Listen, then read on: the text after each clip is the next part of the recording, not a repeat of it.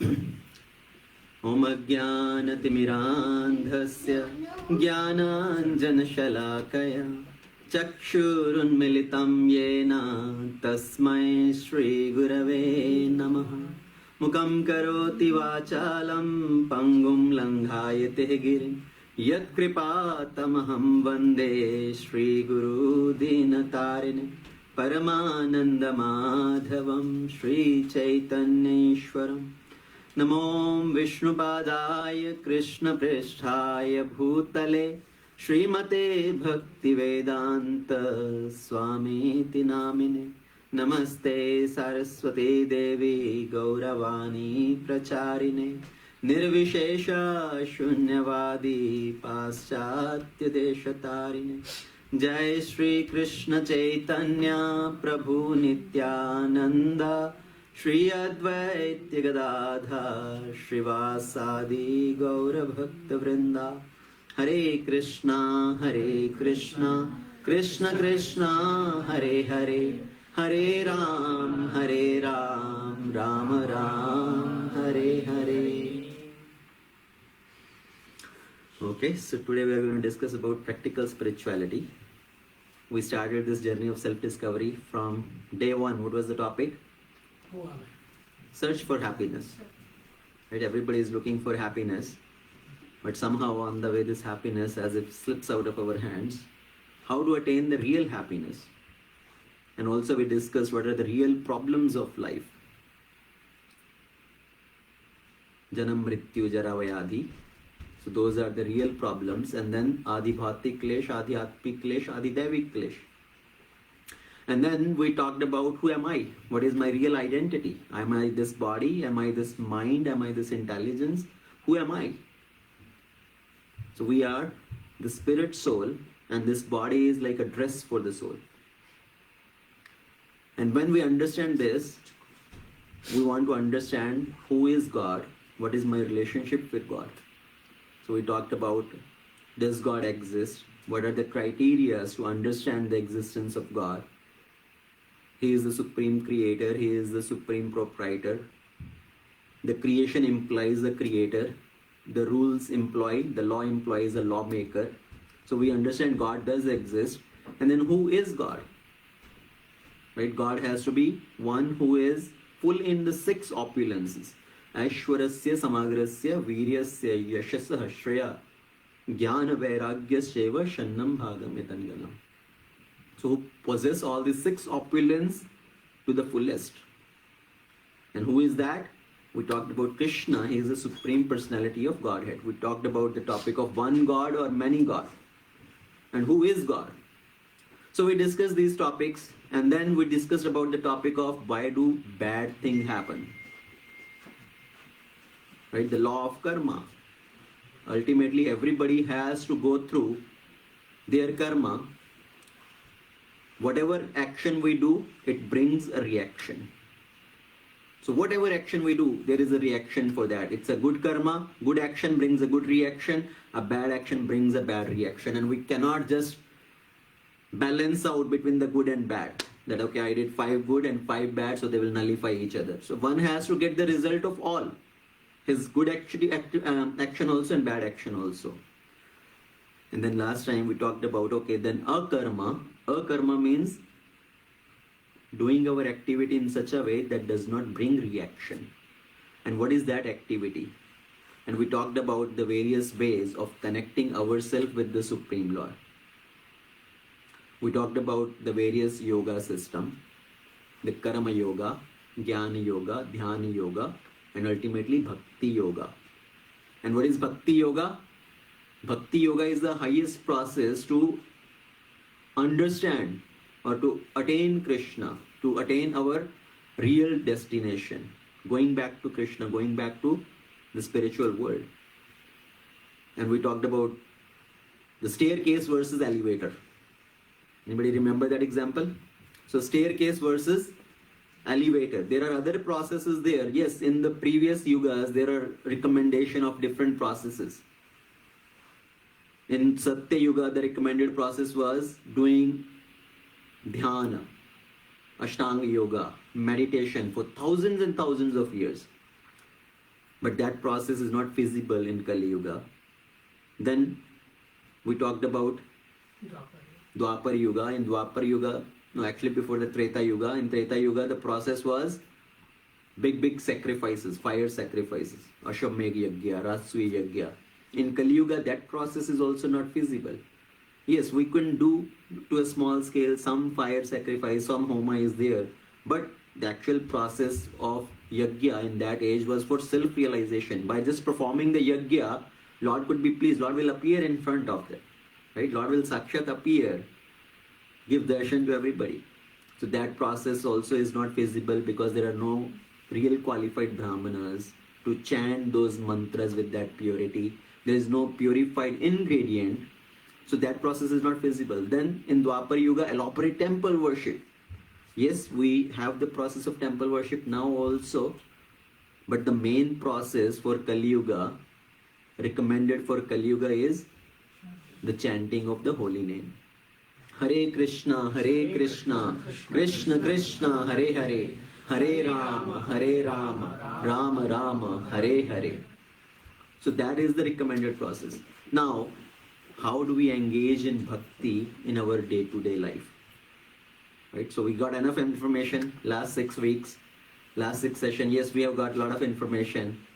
What do we do with that now? How do we move forward? What do I do next? On a day-to-day life, what do I do? So that's what we are going to talk about today, practical spirituality. So when we learn anything, at the end there is exam. Right? Everybody has gone to school, college. Everybody has studied throughout the year, and then at the end there is exam. So same way life, at the end of life, that is the final exam. Whatever we have done throughout our life, we have to appear through the exam. And what is that exam? So that exam is, are we able to remember Krishna at the end of our life? That is the final exam. So that's why to pass that final exam, we have to practice throughout the year or throughout the life. As a child will practice throughout the year, right? He will study throughout the year so that he can pass with good grades at the final exam. So same way this life is a preparation and death is an examination. And to pass in the final exam of this life, are we able to remember Krishna at the end of our life? There is example of Gajendra. Anybody has heard about Gajendra Moksha Leela? Right? Gajendra was an elephant. And once he went in the forest with all the other family members, all other elephants, the she-elephant, Mrs. Gajendra, child Gajendra, Master Gajendra and all. And as he was taking bath in the river, his feet was held on by a crocodile, a graha. So Gaj and Graha. Gajendra, the king of elephant, and his feet was caught on by a crocodile. And Gajendra, he tried to fight with that crocodile. And this fight went on for a long time. And finally he realized, my power is fading away. But this crocodile, because he is the creature of the water, he is living in the water, he is becoming more stronger. Right? He is sucking the blood from his feet. He is becoming stronger. And when he saw that now my life is in danger, he called out to Lord Vishnu. And at that time, he remembered Lord Vishnu. And Lord Vishnu appeared there, riding on his Garuda, and he cut off the head of that crocodile and delivered this Gajendra. So this Gajendra Moksha Leela, what does it tell? At the end of his life, when he was in danger, he remembered the Lord. And by remembrance of the Lord, he was given protection. He was saved from that. And he was taken to the spiritual world. Lord personally, holding on by his trunk, he took him to the spiritual world. So that is the final exam if we are able to remember Krishna, or what are we going to remember at the end of our life? See, whatever we have done throughout our life, that's what we are going to remember. Isn't it? At the last minute of our life, at the last time, the whole life duration, plays forward as a fast forward in front of our eyes, as a movie, fast forward movie. So you remember all those things. Oh, I did this, I did that, I drank, I ate, I did this parties, I harmed this person, I hurt that person, I spoke ill about that person. So all those thoughts come in the mind, and that person is so restless at the end of his life. His mind is completely bewildered. At that stage, how will we remember Krishna? If we have not practiced to remember Krishna throughout our life, it's not possible to remember Krishna at the end of the life. So to pass that final exam, we have to practice throughout the life. And another story is Ajamila. Ajamila, by birth he was a Brahmana.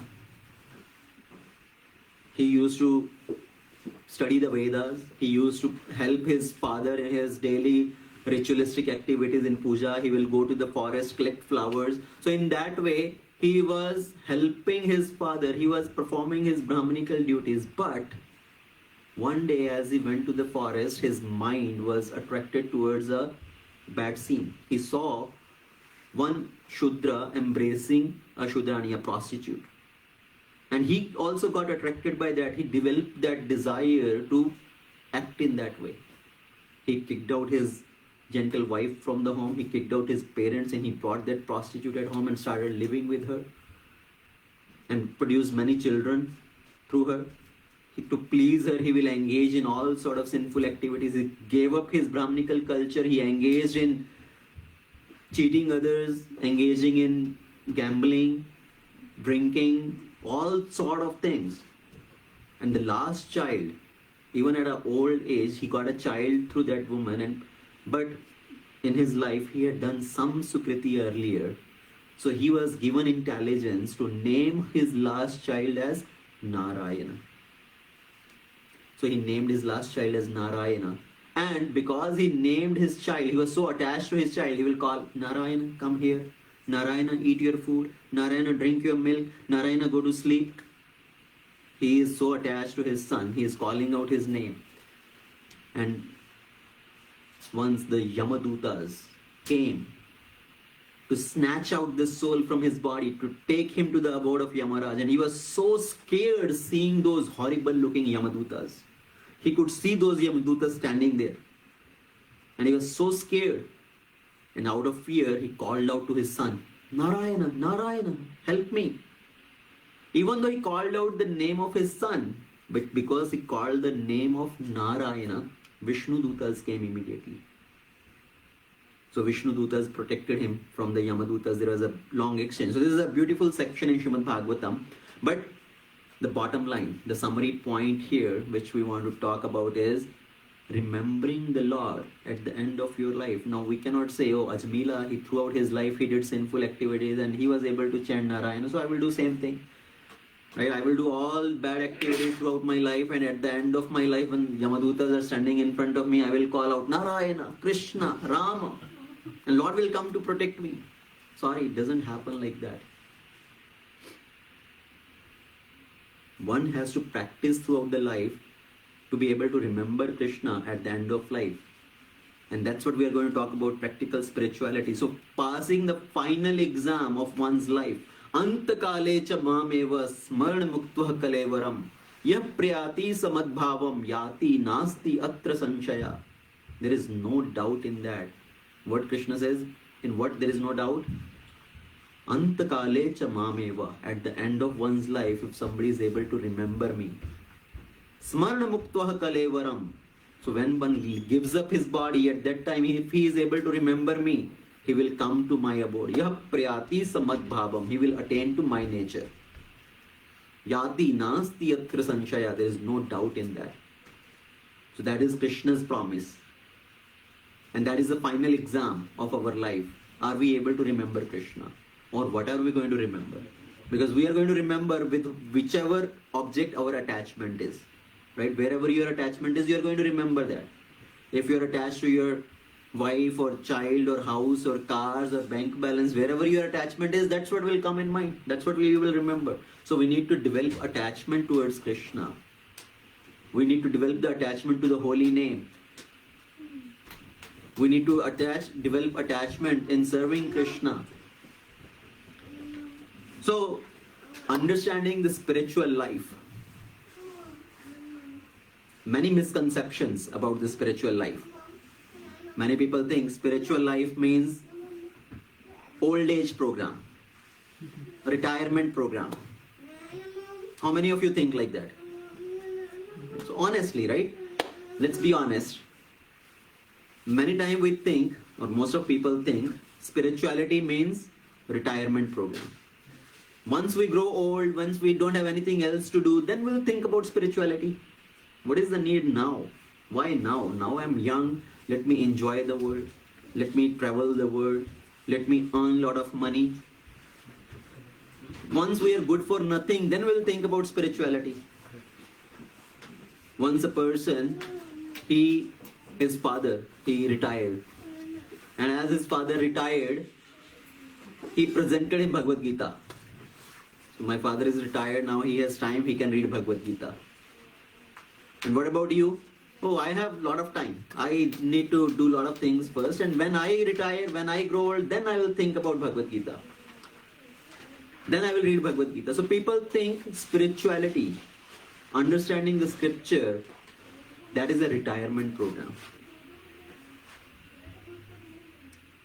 But spirituality need to be taken at an early age. It's not a retirement program. See, at the old age, when all our functionalities, body functionalities start to give up, fade away, how will we engage in spiritual life? When there is no ability to speak, how will you chant the holy name? When there is no ability to hear, how will you hear Krishna Katha?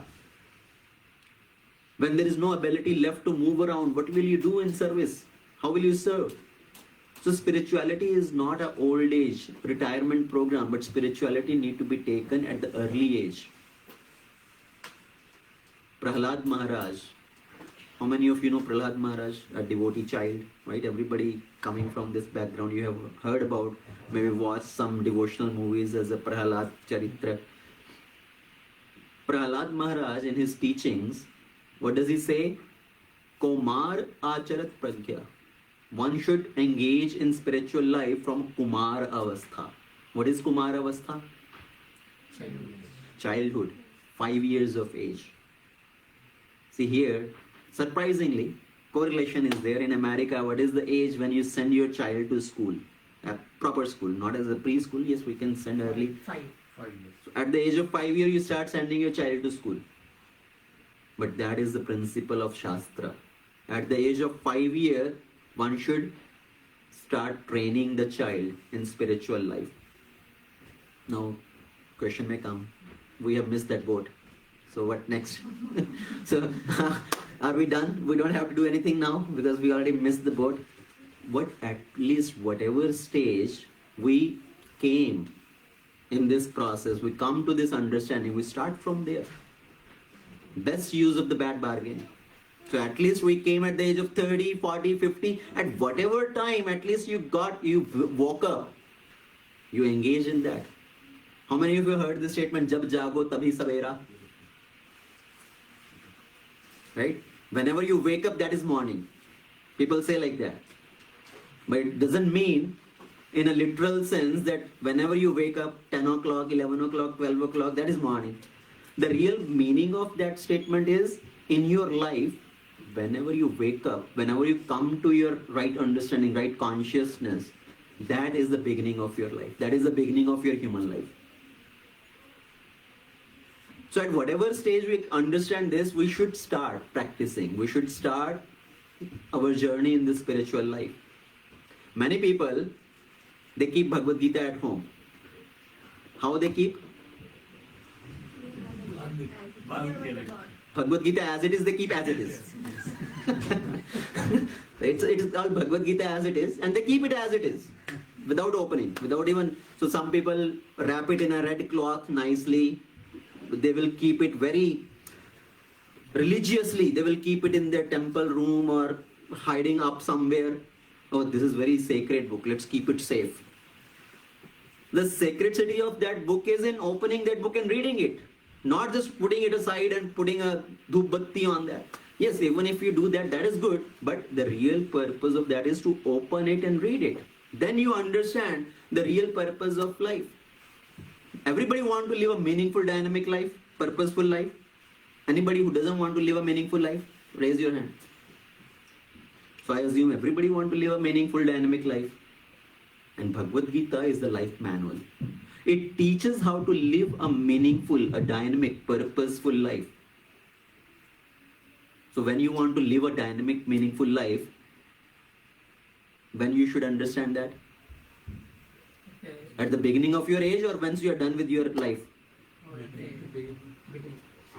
So that's why spiritual life should be taken from the beginning, from early age. Once you have already lived all through your life at the age of 60, 65, when you are retired, मुंह में आंत नहीं, पेट में, मुंह में दांत नहीं, पेट में आंत नहीं. At that time, then people think, oh, now I will do spirituality. So you have already wasted your life. Now you think I will learn how to live a meaningful, dynamic life. And one more point.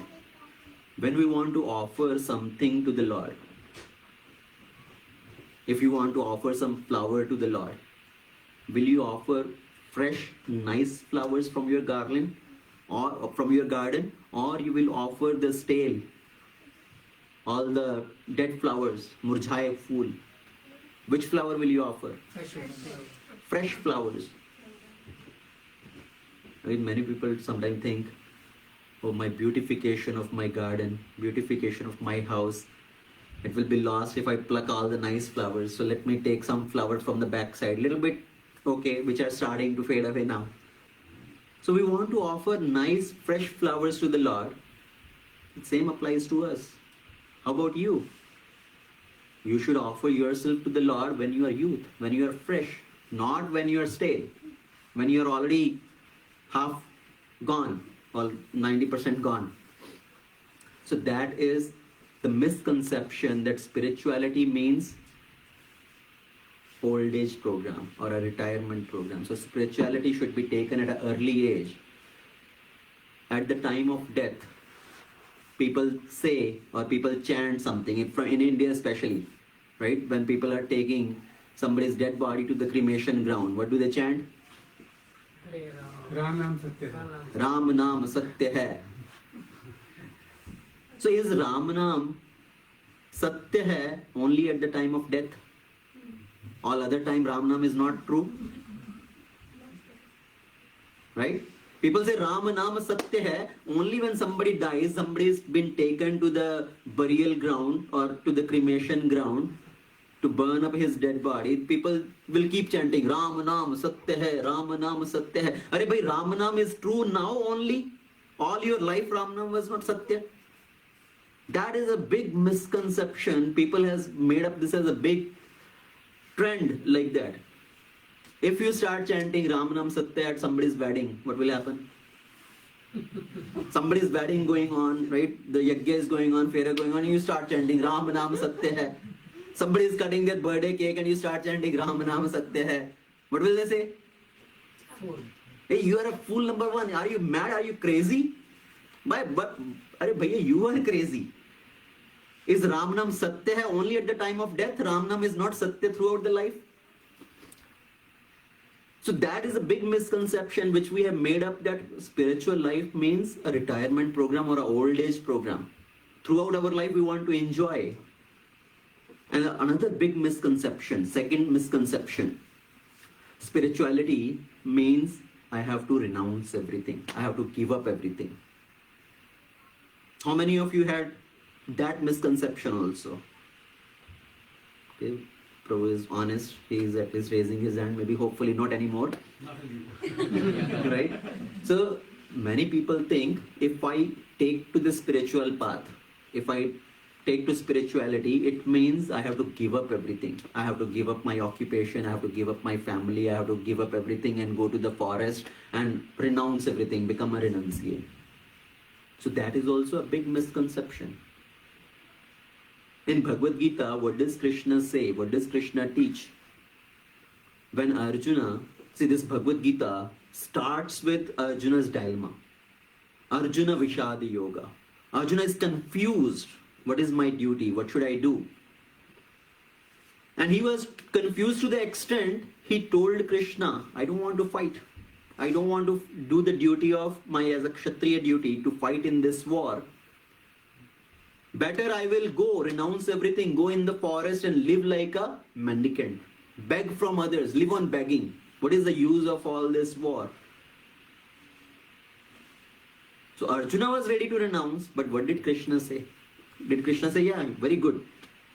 You understood the purpose of spirituality. Yes, renounce everything, go to the forest. I second you. What did Krishna say? You're a fool number one. You're talking like a learned person, but actually you're a fool number one. Krishna said, perform your duty of a Kshatriya. Real renunciation is not the renunciation of activity, but the renunciation of the result of your activity. That's from where the renunciation starts. Otherwise, spiritual life is not externals.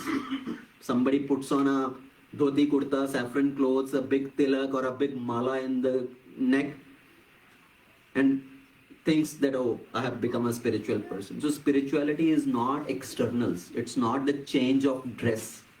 Spirituality is change of consciousness. So we need to change our consciousness, our thought process to dovetail all our activity in service of Krishna. So we are going to talk more on that as we move forward as a practical spirituality. So that is a big misconception that spirituality means renouncing everything. That I have to give up everything. I have to give up my family and wife and children and occupation. No, continue your work. But bring Krishna in the center of your life. Keep Krishna in the center of your life. Once a person, he went to a sadhu. And he is glorifying this sadhu. Arey sadhu Baba, you are so great sadhu. You are so renounced. So the sadhu heard one time, okay, this person is glorifying. Another, again he is glorifying. Sadhu Baba, you are so wonderful. You are so great. You have renounced everything. You gave up your family. You gave up everything. So this sadhu, he got fed up with this glorification. He said, oh, I have to bring him to the right senses. So sadhu, he started glorifying the person, that grahastha. He said, no, I am not great. Actually, you are great.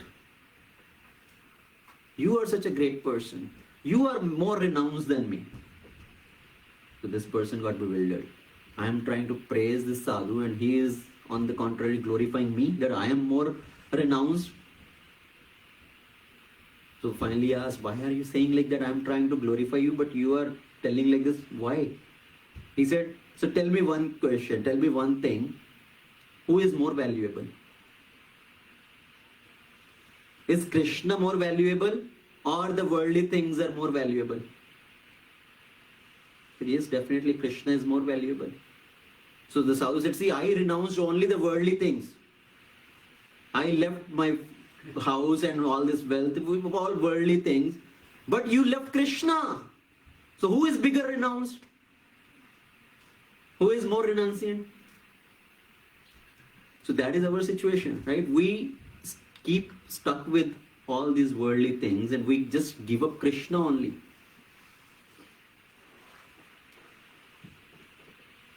Real renunciation is bring Krishna in the center of your life, dovetail your life in such a way that all your activities become Krishna conscious. All your life becomes Krishna conscious. In every situation you remember Krishna.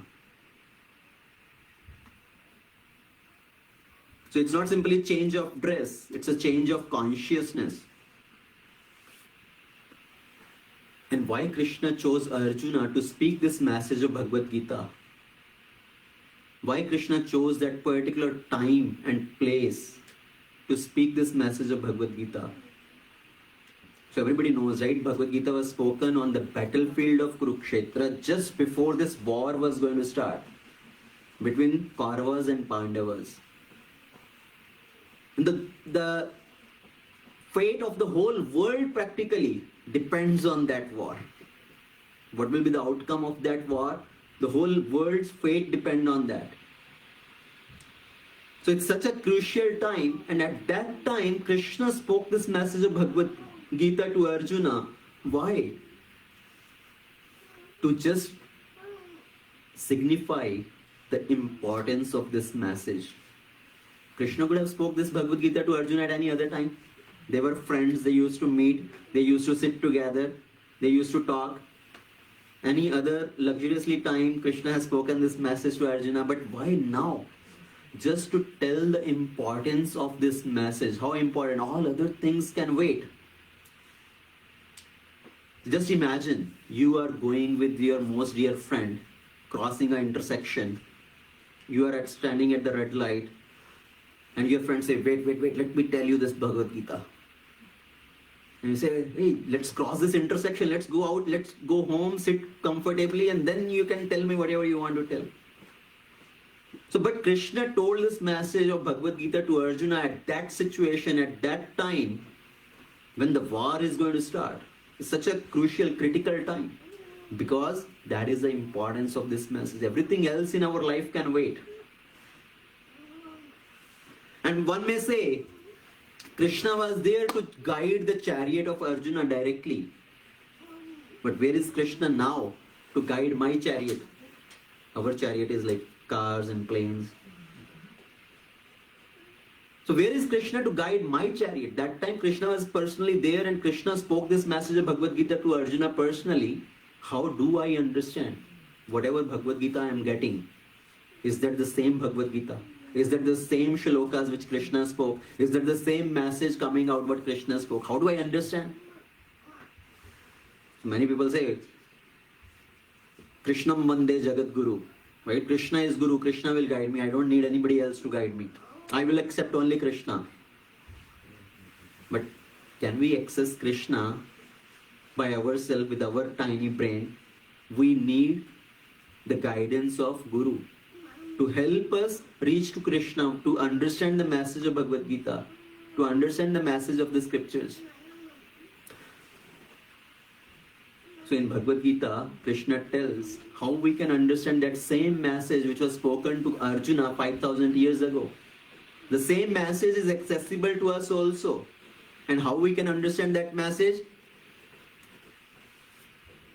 So Krishna says, Evam parampara prapter imam rajarishayaho vidhu sakalineha mahata yogo nashtah parantapa. So first of all, this message was present earlier also. This knowledge of Bhagavad Gita, it's not just that it's coming 5,000 years ago. Actually, this knowledge is coming down long ago. But with the duration of time, this message was lost. And I'm re-speaking this message to you to re-establish this parampara. Krishna said, I spoke this knowledge to sun god Vivaswan in the beginning. Sun god Vivaswan, and he spoke to his son Ikshvaku, and he spoke to his son. Like that, this knowledge was passed down. And I'm speaking this knowledge to you again. And same knowledge is accessible to us in that Guru Parampara. Krishna gives this knowledge through the medium of Guru. Krishna spoke that knowledge to Brahma. Brahma spoke to Narada. Krishna spoke to Shiva and Shiva spoke further. So like that, there are 4 bona fide sampradayas, how this knowledge is coming down. And this knowledge is accessible to us also in that way. We can also receive that same knowledge. How we can receive that knowledge? Krishna says you have to approach to a bona fide person to receive that knowledge. Tad vidhi pranipatena pariprashnena sevaya. Approach a guru, serve him, inquire from him. And that person can impart that knowledge because they have realized this knowledge. So we can also understand that knowledge. It's like the power plant. So there's a lot of electricity which is being produced in the power plant, and through the wires that electricity is passing down, and that wire is coming and connecting to your home. And when you turn on the plug, when you turn on the switch, the same electricity is accessible here. So that Guru Parampara is like that.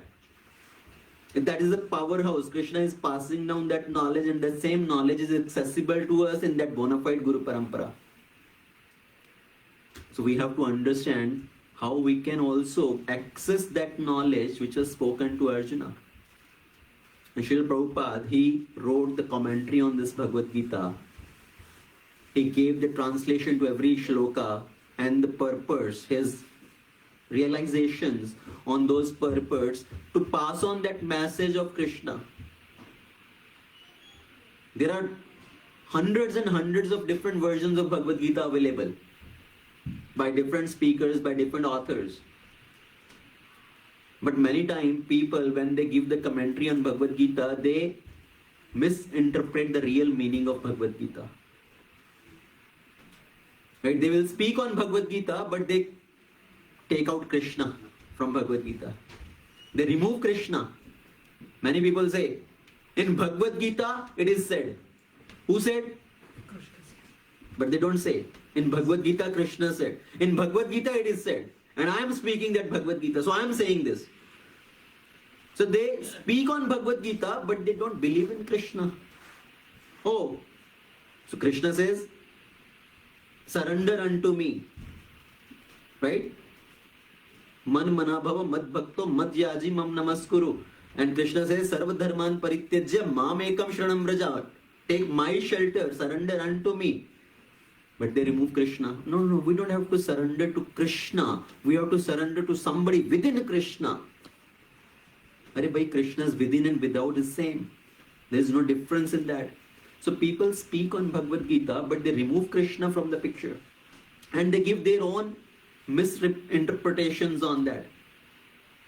So we have to be very careful from where we receive the knowledge. It has to come from a bona fide sampradaya, from a bona fide person. Just consider one example. Let's say if somebody is speaking a class here in Russian language. How many of you understand Russian? Nobody, right? So if somebody is giving class in Russian language, nobody understands, so there is a translator who will translate from Russian to the language which you understand, say English or Hindi. So now this person is speaking in Russia, and this person, another person is doing the translation. Whatever this person is speaking, he's supposed to translate that in that language. But just imagine if that person, rather than translating what this person is saying, he start telling his own viewpoint. He start giving his own class. He is not translating what this person is actually saying, but he start giving his own understanding, his own translation. This is like that. Krishna is saying something, many people will do the commentaries, the translations on that, and they give their own understanding, their own viewpoint, and completely change the meaning of that. So that's why understanding from a bona fide sampradaya, from a bona fide person is very important. Because that person is like the powerhouse who can connect us to the real source of that knowledge. So who is a sadhu? The meaning of guru. See, the word guru means heavy. Heavy with what? Is the guru is very big, his stomach is big because he is eating too much. Is that how he is heavy? Heavy with knowledge. Gu means darkness. And Ru means light. So one who removes the darkness and brings us to light, that is Guru. And Guru, as I said, means one who removes our ignorance, who is heavy with knowledge. So who is the real Guru? Who is the real saintly person? Who is a real saint? What are the characteristics of a saintly person? There are so many saintly people available. Right? We see so many people with saffron clothes, so many people with dhoti, kurta, tilak and kanthi and maybe big shikha and all. But who is really a saintly person? What are the characteristics of a saintly person? So scripture defined how to understand a person who is a bona fide guru. The qualities of a real saintly person. Titikshavaha karunika suhrida sarvadehina ajata shatravaha shantah sadhava sadhu bhushana. So in Srimad Bhagavatam, it describes the quality of a saintly person. What are these qualities? Titikshava. He is very tolerant. No matter how many time provoking situation comes, he is tolerating those situations. because his ultimate purpose is to do the good for others. Even at the risk of his own life, he is trying to do the good for others. That is being tolerant and karunika, compassionate. So tolerance and compassionate. People may try to blaspheme the person, may criticize him, speak ill about him. The person thinks, oh, that's okay, let me do my job, let me fulfill my purpose. So tolerance and compassion, they go hand in hand. Without tolerance, somebody cannot be compassionate. And without compassion, it's very difficult to be tolerant. There are so many examples. Haridas Thakur is a great saintly person in the history 500 years ago. Even though he was born in a Muslim family, but he got so much attraction for chanting the holy name, Harinam. He was chanting this Hare Krishna Mahamantra. Even the Hindus, they become against him. Oh, this person, he's a Yavana, he's a Muslim person, and he's chanting the Hindu God's name, and he is bewildering people, he is deviating people, and they wanted to defame him. They complained him about him to the Mughal ruler, to the Kaji, and the Kaji wanted to punish him. He told, you stop chanting these Hindu names, the names of Hindu God. You have born in a Muslim family, you have been given such a high privilege, you accept that and leave this holy name. But Haridas, he was so attached to the holy name that is the real goal of life. I cannot give up chanting the holy name.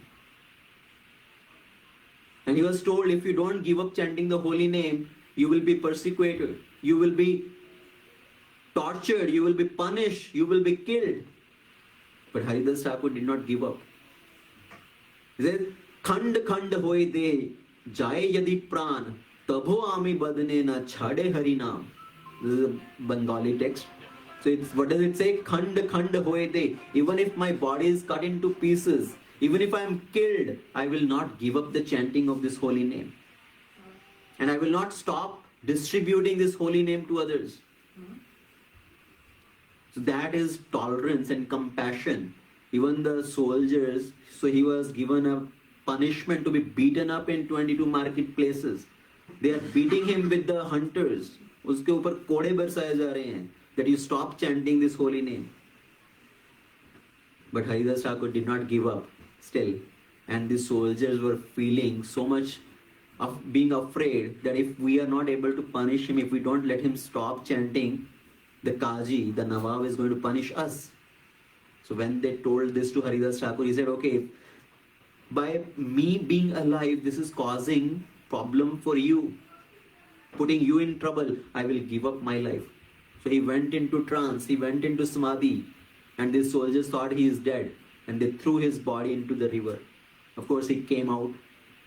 A couple of days later, he came out, and then the Nawab realized he's really a saintly person. So that is titikshavaha, karunika, being tolerant. Suhrada, he is the friend of every living entity. Suhrada sarva dehina. He is friend to everybody. He is thinking about the well-being, welfare of everybody. People may criticize, people may blaspheme. See, when we also come in the process, we may learn sometime, but then later on we become against that person itself. There are so many ways we can offend the devotees. We can offend the Vaishnavas. One is offending at the level of mind, mental offenses, thinking ill about that person, thinking negative about that person. Then offenses in our behavior, becoming rude to that person, disrespectful. Offenses at the level of speech, blaspheming or shouting at that person, showing our anger to that person. So in so many ways one can be disrespectful, one can offend in so many ways.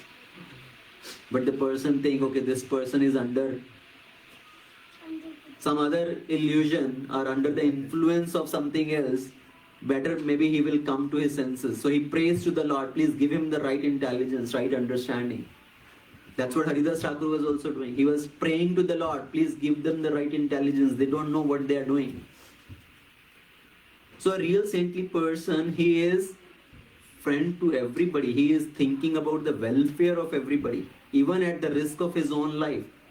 Sacrificing everything, sacrificing his time, energy. And then Ajat Shatrava, he does not have any enemy. He does not consider anybody as his enemy. Even the world can become his enemy. But this person does not consider anybody as his enemy. Shanta, he is trying to be peaceful. Even though the provoking situations may come, as I said earlier. But in those provoking situations, are we getting agitated or are we staying calm? Are we trying to prove ourselves or are we trying to improve ourselves? Because once the mind is agitated, how will you engage in devotional service? How will you chant the holy name if the mind is so restless and agitated? If you're always thinking about manapamana, labhahani, how will you chant the holy name? So he's always peaceful. And then sadhava, sadhu bhushana. Sadhava, he follows the scripture strictly. He is not doing anything out of his own sentiment or just out of not interest, maybe just Emotions. Obligation. no, I'm not getting that exact word actually. With his own whims, he is not following the things whimsically. See, there is a difference in a very thin line between being a religious person and fanatic sometimes. Prabhupada used to say, religion without philosophy is sentiment. And philosophy without religion is mental speculation. If somebody is too much attached to ritualistic things, he is equipped with the right philosophy, he is just acting at the level of sentiment. So religion without philosophy is sentiment. And philosophy without religion, if somebody is too much into logics and arguments and this and that shloka quoting but doesn't really understand the purpose of that, what is it really meant for, that is mental speculation. So the real sadhu, he follows the scriptures, the Guru Sadhu Shastra, that is the check and balance system. So that is the real sadhu, and one should understand from where to acquire knowledge. So one should understand, yes, that message of Bhagavad Gita is still accessible to me. From where I can understand that, search out for a bona fide sadhu. For example, when you go to a doctor, anybody has gone to a doctor all your life? So if you have to go to a doctor, will you go to anywhere, to anybody? Or will you search out who is the right doctor for this problem? If somebody want to go to a gynecologist, right, you will search out who is a good gynecologist here. If you have a heart problem, you want to search out what is the heart specialist or a good doctor for solving this problem. So if you want to solve a problem, you want to find out who is a bona fide person. You don't speak to anybody on the street, I need a bypass surgery, can you operate on me? No, right? So you will search out who is a certified doctor.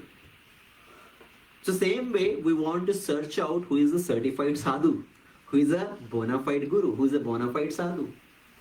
Is he coming from the right Guru Parampara? Is he following the message what Lord Krishna spoke through a bona fide Guru Shishya Parampara?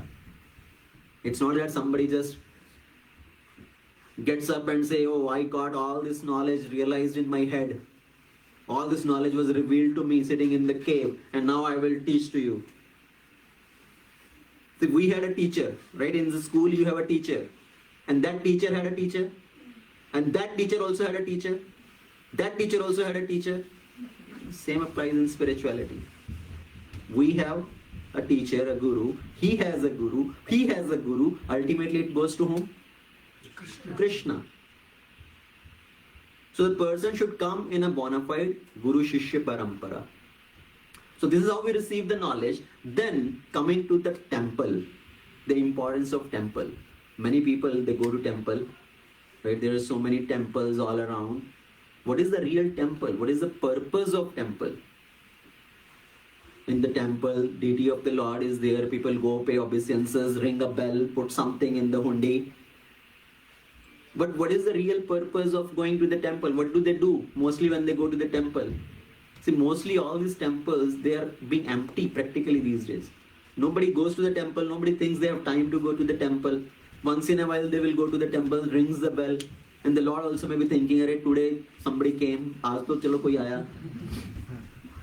Koi bhula bhatka mere dar pe bhi aaya." So what is the real purpose of temple? Is it just go pay obeisances and give our wish list in front of the Lord? Put some donation and putting the donation also as if we are signing a contract with the Lord. Right? मैं तुम्हें इतना दे रहा हूं तो याद रखो मुझे कितना देना है. लाख गुना मल्टीप्लाई करके देना है. Multiply it by 100,000 times. मैं तुम्हें 10 coconut चढ़ाऊंगा. I will offer you 10 coconut and you do this for me. So people go in the temple most of the time. What is the tendency? Going in front of the Lord, folding the hands and putting a wish list in front of the Lord. Giving him our wish list. Okay, give me a son, give me a job, give me a bungalow, give me a car, give me this, give me that. So we are offering our wish list. Generally, we don't have the understanding how to deal with the Lord, how to pray to the Lord. We think the Lord standing in front of us in the temple is like a waiter. When you go to the hotel, you sit on a nice table chair and a waiter comes to you. "Yes sir, what can I bring for you?" "Okay, bring me one pizza, one samosa plate, one kachori plate, one this, one that." So we give our order to the waiter. So this is what we treat the Lord also. Sometimes, most of the time, people consider the Lord standing there like a waiter. Give me this, give me that, give me this. Jaldi jaldi se kara do, jaldi jaldi se. So temple, real temple is not, that is not the purpose of a real temple. What is the purpose of a real temple? The temple is considered like a hospital. What is happening in the hospital? When you go to the hospital, what are you expecting by going to the hospital? Curing the disease. Curing the disease, Treatment for it. right? To get a proper treatment. First of all, going to the doctor means we want to find out what is my disease. Right? You don't know what is your disease. You are getting some headache or stomach ache. You don't know what the real root cause of the problem. So we want to find out what is my disease. Then you find the disease, then you want to get the treatment. What is the line of treatment? And then you get some test done, some medicine given, and then you take that medicine. So that is the purpose of a visit to the hospital. So same way the temple is like a hospital. We go to the temple to cure our disease. What is our disease? What is our disease right now? Our disease is, we even don't know what is the purpose of my life. Who am I? Why there is misery in life? What is that is a universal disease? That is universal disease. Yes, we are just talking about the body disease. अरे किसी को cancer हो गया, किसी को tumour हो गया, किसी को ये हो गया, वो हो गया. Those are the bodily disease. But body is not permanent. Body is temporary. This body is there. After that, you may have some another body. But what is the real disease of somebody? That is lying in the consciousness. That is lying in the mind. Man ke rog. It all these anarthas living in our heart. This kama, krodha, lobha, moha, mad, matsarya. So all these, we are captured by all these diseases. We want to go to the temple to cure that disease. So the temple should be able to tell us what is the root cause of our disease and how we can come out of that disease. What is the line of action of treatment?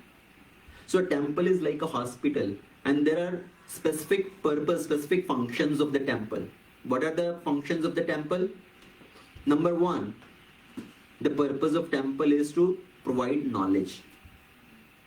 That is the first purpose of temple, to provide knowledge, the knowledge of the Shastra. So when I say temple, Right? The purpose of the temple, purpose of the satsang program, many people go to satsang programs. So that is the purpose of coming to the saintly association, coming to the temple to get real knowledge. Where the knowledge from the scriptures is given. Krishna Katha is going on, Ram Katha is going on. And then the another purpose of temple is to distribute sanctified food, distribute prasad. Because the sanctified food, prasad, it removes all our contaminations in the consciousness. Now just imagine there are big temples maybe, but if these activities are not going on, then what is the purpose of temple? Somebody may have a big, huge temple. crore रुपए लगा के किसी ने temple बनाया, but these activities are not going on. Tell them, do a program, do some Bhagavad Katha or Bhagavad Gita, Jnana Yajna, speak on, organize the classes on this. They say, we don't have funds. What is the purpose of making big temples? So that is the main purpose. So see, all around the world, Prabhupada established these ISKCON temples. Prabhupada called these temples as spiritual hospitals, where these activities are going on day in and day out, where the knowledge is given, where the sanctified food is being distributed, where people have the opportunity to engage in service to the Lord. So when we go to the temple, it's not that just to ring the bell, offer your prayers, offer your wish list, fold hand and come back. When we go to the temple means hearing about Krishna, hearing the holy name of Krishna, getting some prasad and doing some service to Krishna. Because love means service. Right? Without serving, there is no meaning of love. Did I speak about that example? If the wife says, I love you very much, but I cannot do any service for you, I cannot clean your clothes, I cannot cook for you, I cannot do anything for you. So what is the meaning of that love? Love means service.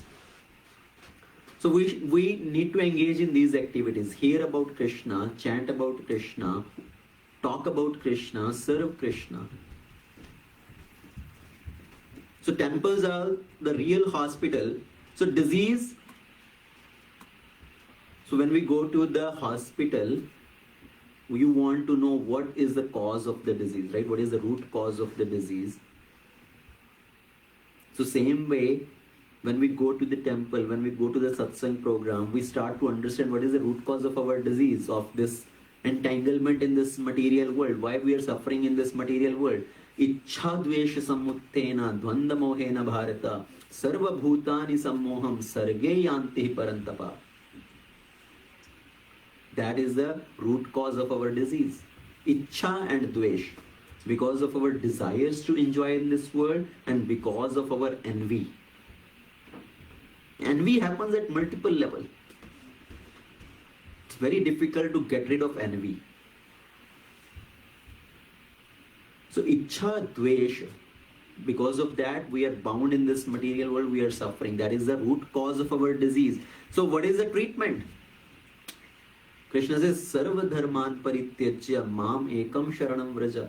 Aham tvam sarva papebhyo mokshayami mashucha. Just surrender unto me. I will remove all your sinful desires, sinful tendencies, and all the result of sinful actions. Do not worry. So that is the line of treatment. Right? When you go to the doctor, you want to find out what is the root cause of disease. क्या हुआ है? अच्छा cancer हुआ है body में, तो उसको क्या ट्रीटमेंट करना पड़ेगा? Or if there is any ulcer growing up in the body, it can be given some medicine, it will break because with the medicine, or you need to cut it out, do the surgery. So what is the line of treatment? So when we know the line of treatment also, okay, surrender to Krishna. Krishna says, Pitahamasya jagato mata dhata pitamaha. I am the seed giving father. I am the father, I am the mother, I am the grandfather. I am everything. So surrender unto me. And then the medicine. So doctor has given you the treatment. He gives you the medicine. What is the medicine? So you go to doctor. After you come out of the hospital, somebody asks you, did you go to the doctor? Yes, I went to the doctor. Did he tell you the root cause of disease? I don't know. Did he tell you any medicine? Yeah, I don't know. Did you take the medicine? I don't know. What is the purpose of going to the doctor? What is the purpose served? So purpose is you go to the doctor, he does all your examination, tells you the treatment, tells you the medicine, and the medicine same way to remove all our disease of this material conceptions. Harer nama, Harer nama, Harer nama, eva kevalam. Kalau nasteva, nasteva, nasteva, gatir anyatha. Chanting of the holy name, chanting of the name of Hari, chanting the name of Hari, chanting the name of Hari. That is the only way, the only way, the only way. Hare Krishna, Krishna Krishna, Hare Hare. Hare Ram, Rama Rama, Hare Hare. So chanting of the holy name is the only medicine which is recommended, the prescribed medicine recommended to cure from our disease of this Ichcha and Dvesh. And also, temple, the satsang program, it cautions us about the bad association. It talks about the influence of positive association.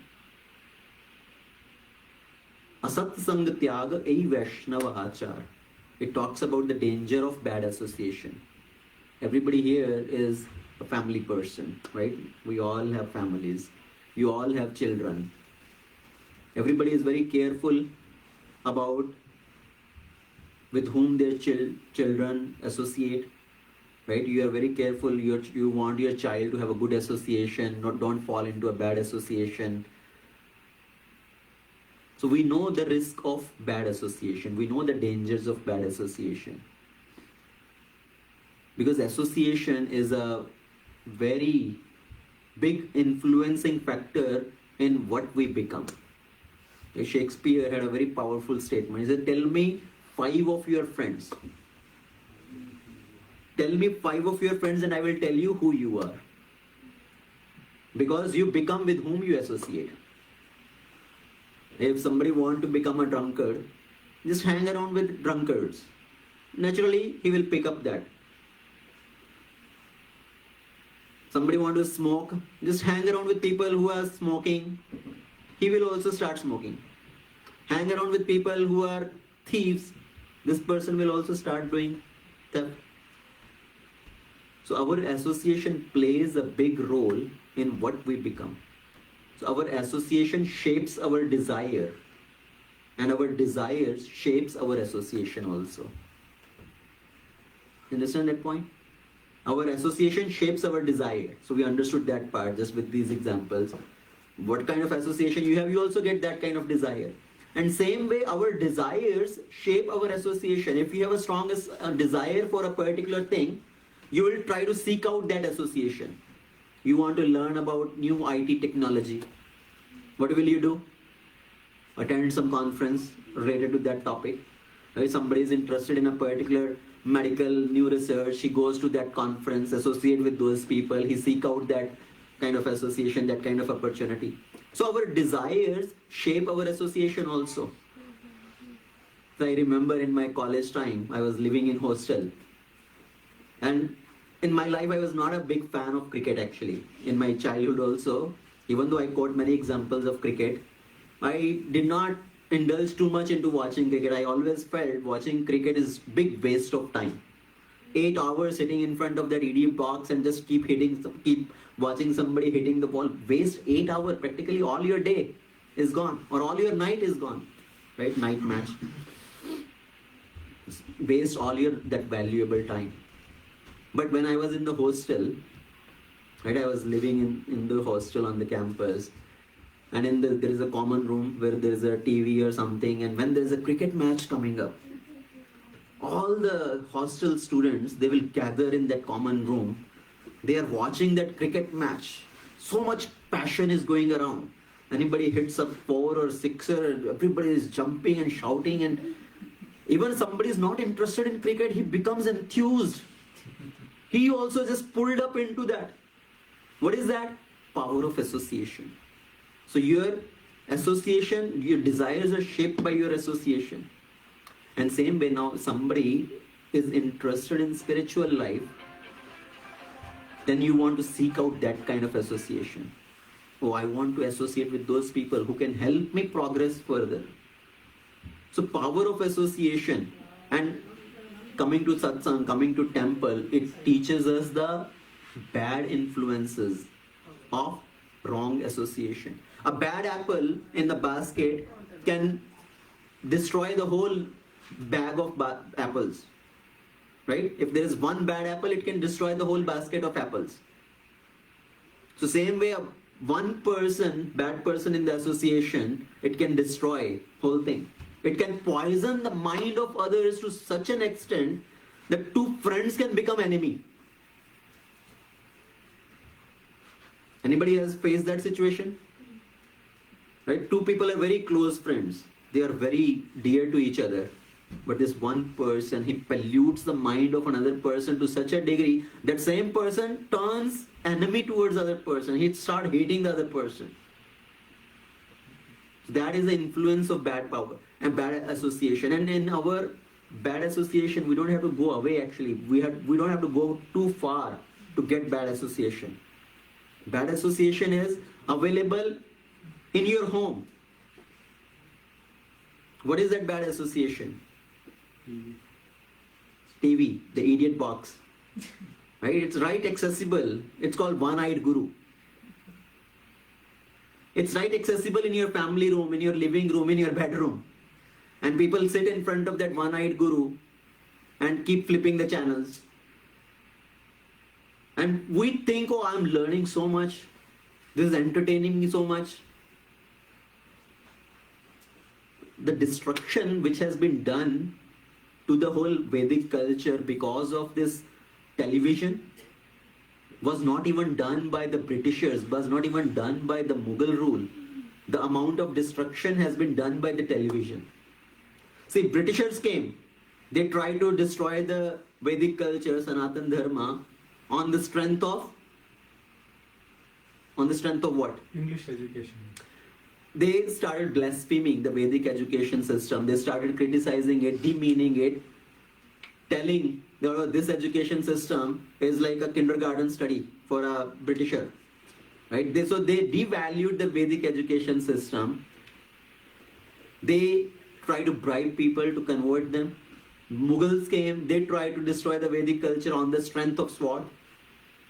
Right? You take to this, our culture, our dharma, otherwise we'll kill you. They try to convert people like that. But still, the Vedic culture did not suffer that much loss, how much it has caused by this TV. See, earlier this TV came from the back door. Earlier it was a radio. Anybody remember that? Like 40 years back, it was used to be radios mainly. So you will just maybe turn on some, tune it to some channel and listen something for a particular times. Then the radio was taken over by a black and white TV. So black and white TV came, it took up that space. Still, some particular channels, two channels, I remember in my childhood, there used to be two channels. There was Doordarshan and in our local channel, Jalandhar TV. Radios also, they have only particular time. Right. So I said, radio also was a particular time, particular channels, particular, you have to tune into the particular signal. And because of that program, we'll come to know that is the time. Yes. So the black and white TV came, it came as a friend, right? I'm your dear friend, I'm going to entertain you. Then the color TV came, the black and white TV, color TV replaced the black and white TV. Then 2 channel, then 10 channel, then 20 channel, now I don't know how many thousand channels. 24-hour channel. They keep showing same thing, itna pakau hai. They keep telling, showing same thing, same news 100 times, tadka maar maar ke usko. And they came as a friend, we are going to entertain you, but the amount of destruction that has done, so many nasty things are shown on the TV, all the violence, all the vulgarity, all the illicit relations, all the meat eating, gambling, intoxication, drugs. What kind of things are shown in that? It has destroyed the whole culture. People are so much influenced. They consider these people as their role model. Person who is smoking, ऐसे लगा के ऐसे धुआं छोड़ेंगे, this is my role model. This person is my role model. Sanju Baba, he was a very innocent person, even though he did many things, but he was an innocent person. He just got bewildered, just distracted. And people consider those guys, those kind of people as their role model. And sometimes people say, oh, no, I don't watch any other channel. I just want to watch Discovery Channel or Disney Channel, right, for our kids, for some entertainment. But on the name of Discovery Channel, Disney Channel, you know, in that also, even though you are trying to watch that particular thing sometime, but the amount of advertisement or something which comes up, what kind of things they are shown? The whole thing which is bombarding in those advertisements is what? Get this, get that, enjoy in this way, you will become happy. Then so many things are shown, so many products are shown in that way. Come to this restaurant, eat this chicken leg, enjoy this thing or that thing. This is how you will become happy. So much bombardment is done and the child's mind is polluting. He's thinking, oh, those people can do, why I cannot do? They can eat the beef and non-veg and all that, why I cannot eat? Right, so all those kind of advertisements are going on. KFC and Tim Hortons and McDonald's and this, that, they show all these kind of things. And then the child is watching all these kind of things, all the violence and all these kind of illicit relations which are happening, shown in the TV serials and movies. And then we wonder, why my angel-like child is behaving like a demon? Why my Ram-like child is behaving like Ravana? Because of all this bad association which you are providing right at your home. They don't have to go anywhere else to get that wrong association. So bad association, our coming to the satsang program, coming to the temple, it trains us about the dangers of bad association. So we talked about this one-eyed guru. That's why the scripture says the power of good association. Sadhu Sangha, Sarva Shastre Kai, Lava Matra Sadhu Sangha, Sarva Siddhi Hoy. If one takes the association of saintly people for a small duration of time also, his life can become successful. Because as I said, when we want to achieve the mercy of Krishna, the mercy of Krishna comes through the mercy of Guru and the saintly people and the devotees. We cannot become the recipient of the mercy of Krishna by ourselves. Through these different mediums, the mercy of Krishna comes. So, then, real duty of a person towards his family. Okay, I understood the importance of getting the knowledge from the right source. I understood the importance of coming to the temple, coming to the satsang program. But still, see, my life is too busy. I'm too busy with my family. I'm too busy with my children's activities and so many other things. What can I do? Where is time? Right? This is what happened. Many times you call people, come to the satsang program. Please come to the temple on Sunday for Sunday feast program. People say, Prabhuji, I'm very busy. Working all 6 days. So many kids activity. I have to take my son for the badminton class and tennis class and basketball class and horse riding and swimming class or this class and that class. So many different engagements are there, so many activities are there. Then my office work is there, family household work is there. Only one day I get on Sunday to rest, and that also you are saying now come to temple. So where is time? Right? So people think I am so busy with my family life, I don't have time for spirituality. That's why people push spirituality as the last thing in their life, as the last option, last priority in their life. But we need to understand what is the real duty towards family. Unless we understand our real duty towards family, how will you do your real duty? What is my duty towards my children? What is my duty towards my family, my parents, my wife? So understanding our real duty. You know what the scripture says? Scripture says, Guru na sasyat, swajano na sasyat, pita na sasyat, janani na sasyat, devam na sasyat, patishra sasyat, na mochesha samuppet mrityum. If one cannot deliver his dependents, one should not take that responsibility. One should not become a guru if he cannot deliver his disciple. One could not become a father if he cannot deliver his children. One could not become a husband if he cannot deliver his wife. So that is the real responsibility towards the family, to be able to help them progress in spiritual life. Everybody want to give the best to their family. Agree? You want to give the best to your family? How we want to give the best to the family? I will send them to the best school. I will give them the best clothes. I will give them the best toys. I will give them the best gadgets, the latest laptop and latest iPhone or whatnot. So I will give them the best of everything. That is what I have fulfilled my responsibility. And sometimes people say, see, in my childhood, even I did not have those things. So I want to give the best to my children. I want to give them everything, what I was lacking. So in the process, what we are saying, I become like a sophisticated animal and I will make you also one. Because everybody is going in that rat race, thinking I want to give the best, sending them to the best colleges and schools and giving them the best of everything. But what is the real duty towards them? To train them in the beginning in the spiritual education. That is the real duty towards family. Understanding our real nature, actually working on the level of varnashrama. So I will skip this one. So we need to simplify our life. We have made our life so complicated these days.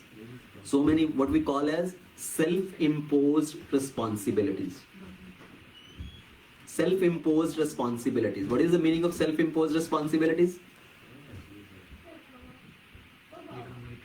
You don't need to have those things, but we have just bombarded those things on ourselves. So that is called self-imposed responsibility. Do you really have to put your child into 10 different activities? They cannot grow up without those activities. See, we studied. How many of you remember in what kind of education system, in what kind of schooling you had? You went to maybe some government school or some decent schools also. But in your life, maybe you never went through all those activities. Are you still doing decent? Is your life suffering because of that? But we think the life is waste until they have all these things, until they learn all these things. So that is called self-imposed responsibility. We want to make them a jack out of everything. So simplify your life. And then understanding the real goal of life. Real goal of life is to train the children, train the family from the beginning in spiritual education. Because of the lack of spiritual education, there is no values, there is no culture left. Even in India, see, the culture is going so down. People are attracted towards the Western culture. Everybody wants to adapt to the Western culture. And they are giving up their own values. Getting up early in the morning, taking shower in the morning, respecting your elders, touching the feet of your elder, speaking to them very respectfully, very gently. So all these basic values are also going away. Because when kids have that all wrong association, when all these things are not even taught, how will they learn? So in how the children are behaving these days, you call a child and he will shout, scream back at you. What? What do you want? Right? Your child is sitting in a different room and doing something and you call, come eat food. He is putting the earphones or something in the ears, doesn't hear you and then screaming, what? So that is what reason, that is the problem in this current generation because of the lack of spiritual education. So spiritual education is most important, as Prahlad Maharaj says, from a childhood, from a 5 years of age, they should be trained in spiritual education. And then we should understand what is my nature, what is my varna and ashrama, how I need to conduct my life. So based on, so there are 4 varna and 4 ashrama. Right? 4 varnas are the Brahmacari, Kshatriya, so the Brahmacari, Sannyasi, Grihastha and Vanaprastha. Those are the 4 ashrama. And then the 4 varna are a Brahmana, Kshatriya, Vaishya, Shudra. So understanding our nature and acting based on our nature. So I was talking to Satish Prabhu in the beginning. We were talking about the same point. How to act based on your psychophysical nature. In these days, people accept any profession for what reason? Money. Right? Wherever there is more money, people want to accept that profession. Or if I become a doctor, I can earn $1 million. If I become an engineer, then I will earn maybe $100,000. If I become a farmer, I will earn only $40,000-$50,000. So where is money? This profession. So I will take to that profession. So people are choosing the profession based on, not based on their nature, but based on their greed. But when you don't have that nature and you become that person, what will you do? The nature is like a thief, but you become a doctor, what will you do? Steal the kidney. Right? Steal the kidney from somebody else's body and sell it to make money. Because the nature is like that. Your nature is to do something, to become a farmer, but you won't become an engineer or researcher. What will you do? That's why there is job dissatisfaction. Why people have job dissatisfaction? Because they are not working based on their nature. They are working something different. So understanding our psychophysical nature and accepting based on that, at least in spiritual life, when we come in spiritual life, engaging in based on that nature. So understanding our nature and acting in that way. And earlier, as I said, there were 4 type of varnas or 4 type of ashrama. Right? What are the ashrama? Brahmacari, Grahastha, Sannyasi and Vanaprastha. Nowadays, if we actually, the Sanskrit word for Grahastha, there is word Grahastha and there is another word called Grahamedhi.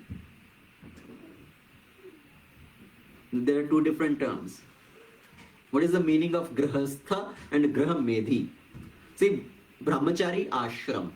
Everything is using the word ashram. Brahmachari ashram, Grahastha ashram, Vanaprastha ashram, Sannyas ashram. What is the meaning of ashram? Taking shelter. Taking shelter. Ashrita iti ashram, right? Wherever staying, you take shelter. That is ashram. So taking shelter of the Supreme Lord by staying in different zones of your life, different phases of your life. Earlier, one is a child as a student, so that is Brahmachari ashram. As a celibate, you dedicate your life in learning. And then one enters into a family life, that is called Grahastha ashram. That is also ashram. Grahasthite ashrita, that is Grahastha. Staying in the family life, staying at home, but taking shelter of the Supreme Lord, progressing towards the real goal of life. And then one gives up the family attachments and goes to the forest. That is called Vanaprastha. Vanaprastha, one who does prasthana to the one. And then sannyas, giving up everything completely and fully surrendering to the Lord. So there is a grahastha, grahasthite ashrita, who has taken shelter of the Lord.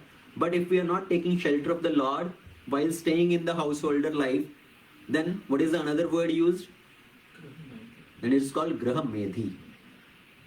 What is the meaning of Medha? Anybody knows Medha?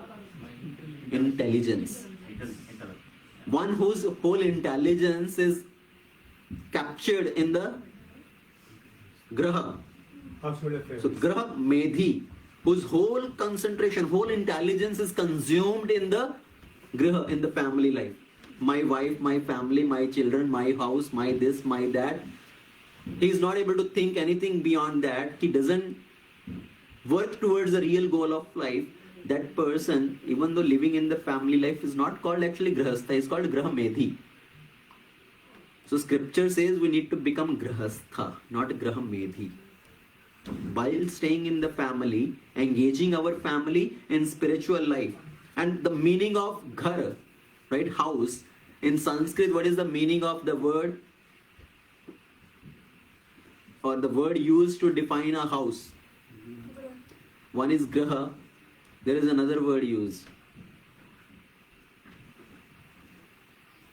See, many people write at the kind of a nameplate or something at the outside of their house. Nivas, right? One is Nivas, one is called Bhavan.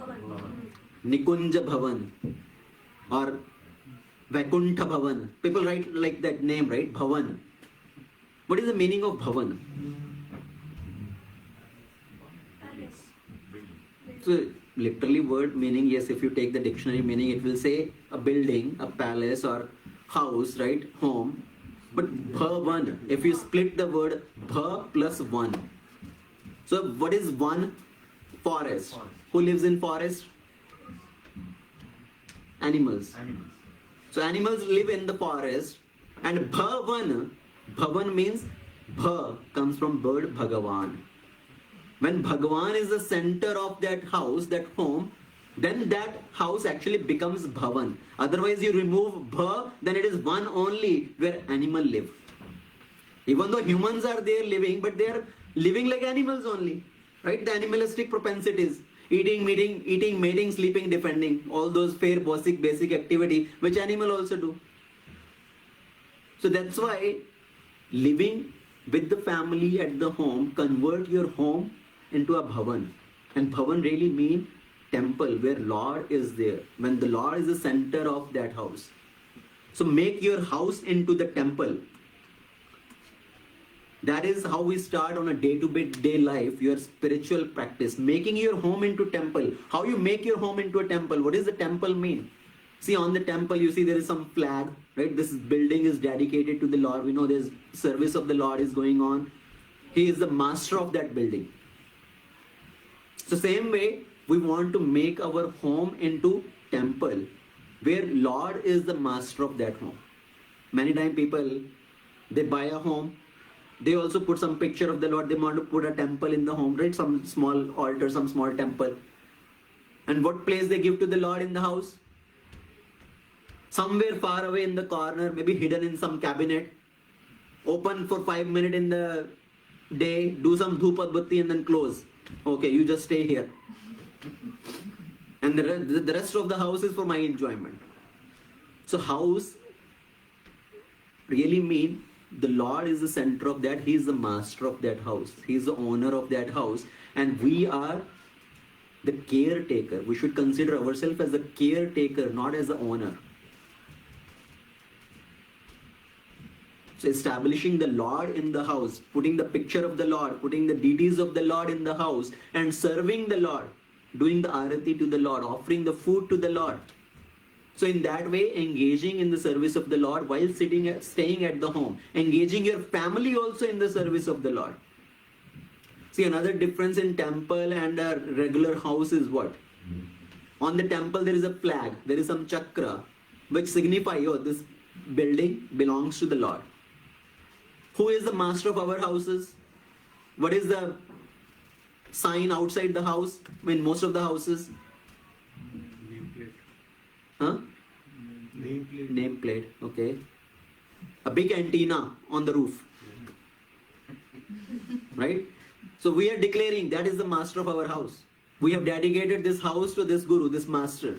He is the master of this house, and everybody sit in front of that guru and pay obeisances to that guru. Because that's what it signifies. So we have given the ownership of this house to this person. He is the master of this house. So establishing the Lord in the house, keeping this Lord in the center of your house, the main attraction of your house.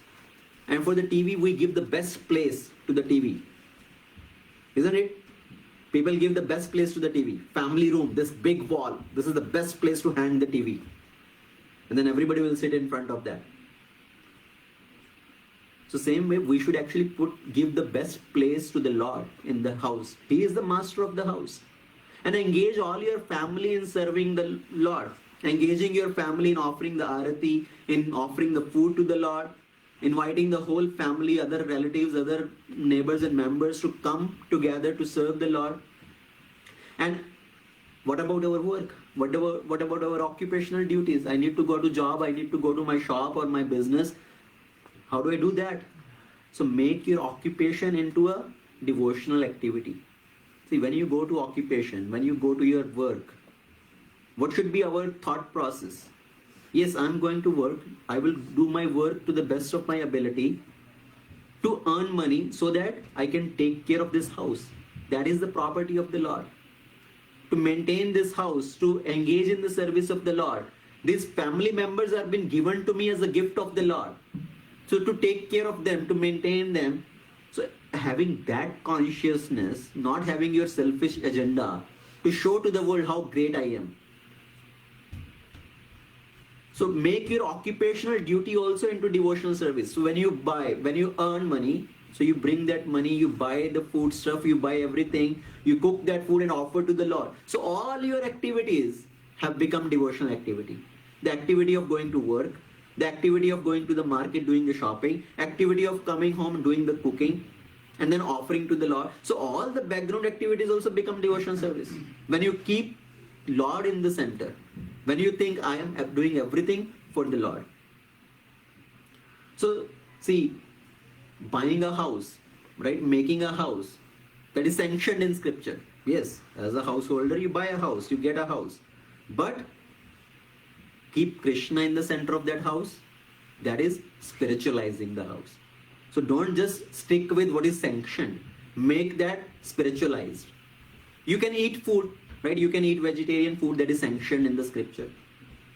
But offer that food to Krishna and then take the prasad, make it spiritualized. That is making that sanctioned activity into spiritualized activity. So making your home into the temple. And it says, family which prays together, stays together. Family which sings together, clings together. And family that dines together, shines together. Family that dances together, advances together. So performing the kirtan for the Lord, the chanting for the Lord, and engaging everybody. So in that way, as a family, we make progress in spiritual life. So making your house into the temple. Now, the conclusion.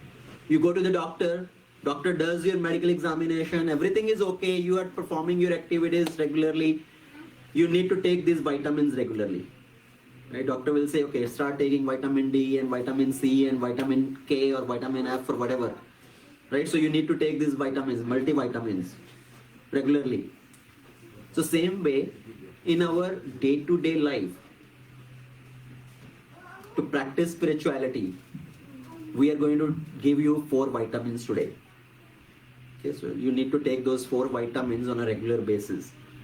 So vitamin A, vitamin B, vitamin C and vitamin D. So from today onwards, you start taking these vitamins regularly. What are these vitamins? Everybody is ready to take these vitamins? No cost, I guarantee. If you want to buy multivitamins, every month you have to pay some amount. So you take these vitamins, there is no cost to you. You have been coming for 7 weeks here, right? This 7-session series. Did somebody charge you any money? Did somebody ask you for any money? Did anybody ask you, you have to do this thing, or you have to bring this thing, or you have to make this thing? So devotional service is voluntary. It's not by force. Nobody can force you. And first of all, when I am doing this thing, why am I doing this thing? Why am I bringing everybody at my home or at particular place and doing all this program? What is the purpose behind that? Is it for my own purpose? Am I trying to get out of it something? Am I getting any money paid? Am I getting any recognition, some advertisement on the TV, or see this person is doing this or that? So why we are doing this? Why we are engaging our house, our time, our energy, our resources in this? Because this is service. This is devotional service. The purpose is ourselves engaging in that and helping others also engage in that. So share this knowledge, because speaking about Krishna is also devotional service. Chanting the holy name is also devotional service. Hearing the chanting, hearing the kirtan is also devotional service. And serving the Lord also is devotional service. See, we define bhakti, right? The actual word is bhakti. Many people can define bhakti or translate bhakti as devotion. Because somebody may say devotion. No, it's a devotion. Chanting, singing, reading, hearing. All that is devotion.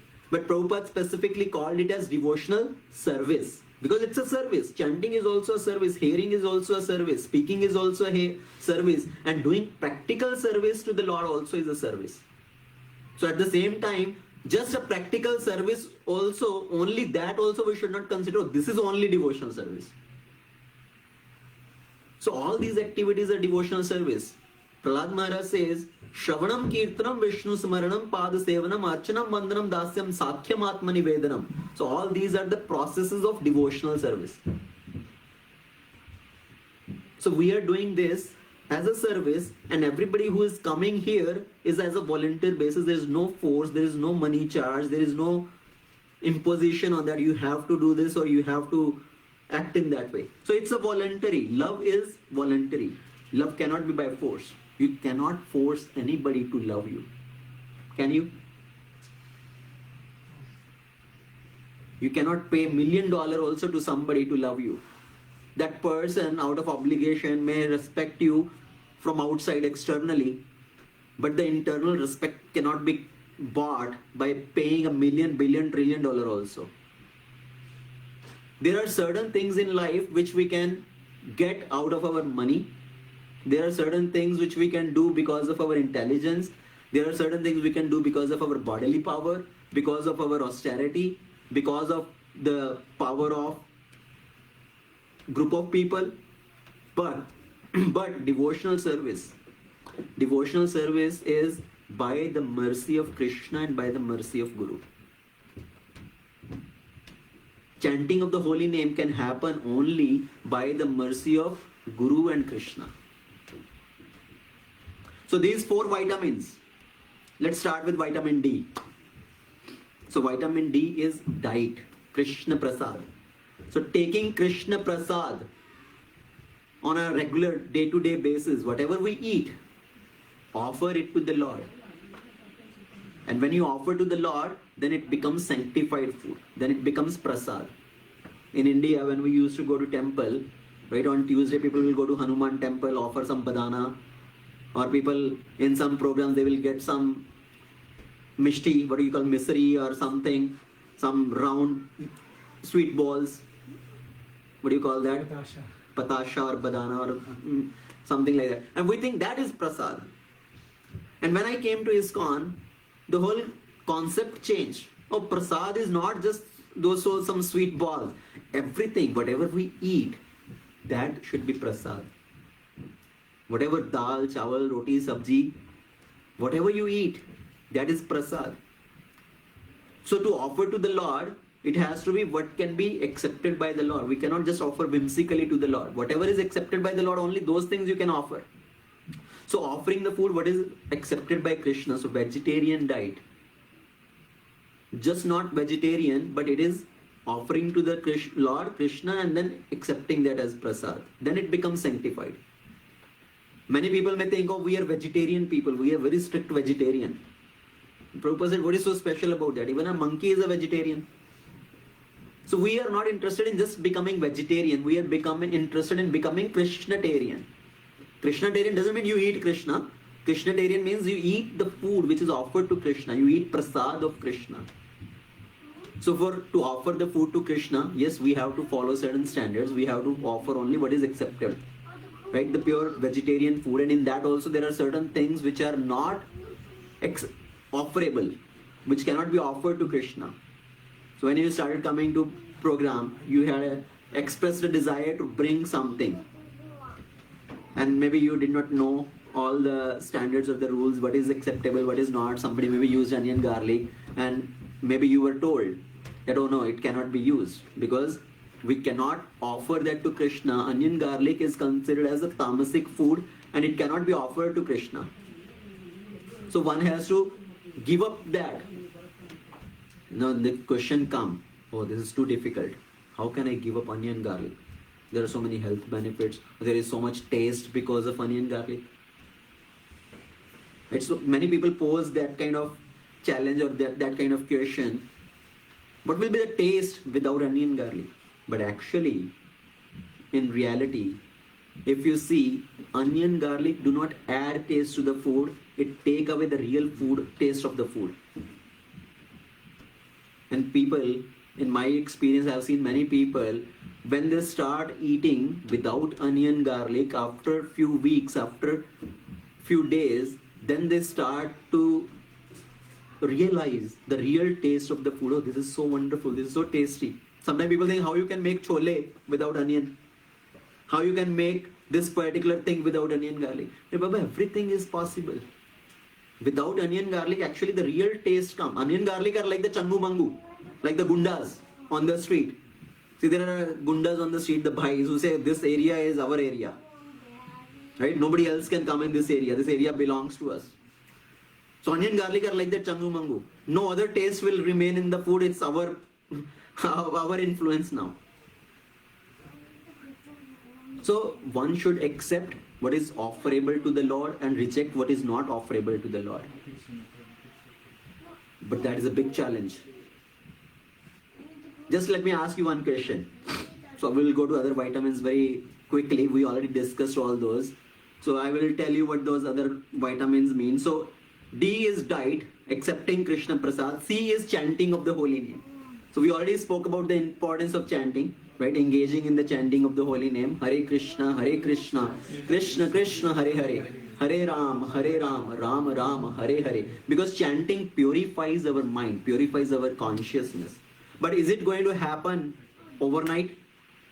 That okay, today I chanted the holy name, so my consciousness should become completely pure next day. It's a gradual process. Because our mind has so much contamination, to remove that contamination, it's going to take some time.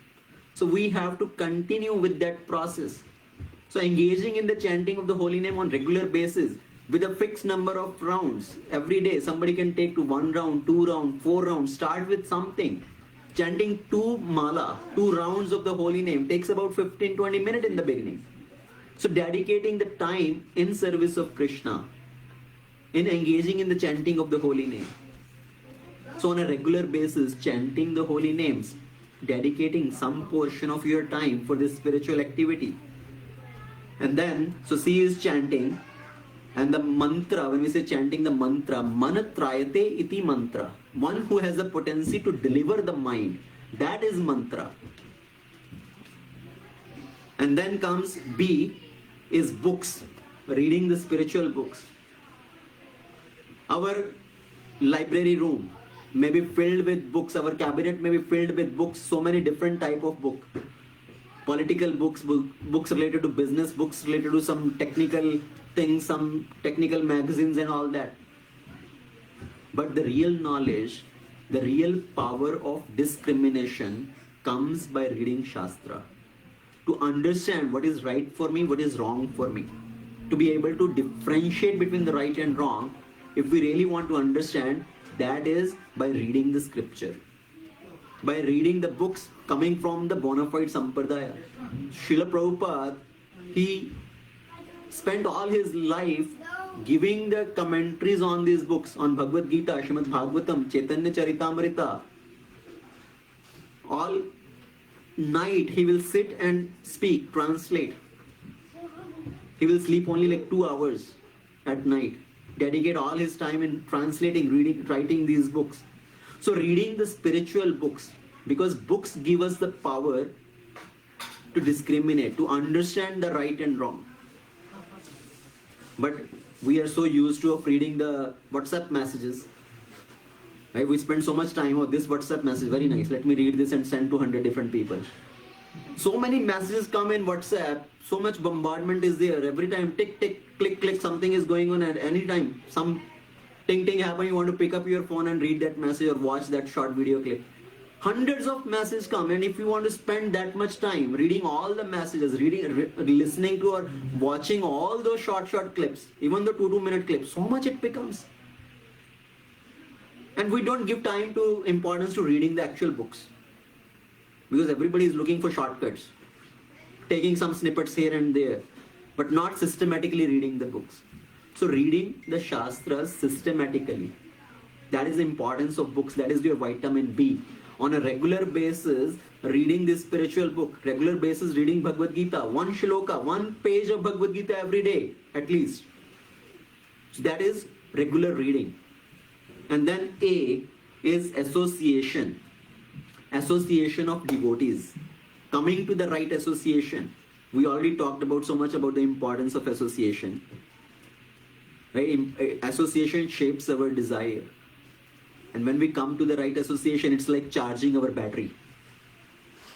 We go to the outside world all day, every day, and our energy is drained. We get so much negative influences. You tell somebody, oh, I'm going to satsang program, I'm going to temple. But will they say, Hare, oh, that Krishnas, Hare Krishnas, you also got influenced by them. Hare, these guys, they will make you leave everything. So don't go there. So people will scare you, people will demoralize you, people will make you afraid. They will discourage you. But we need to be in the right association on regular basis to keep our batteries charged up.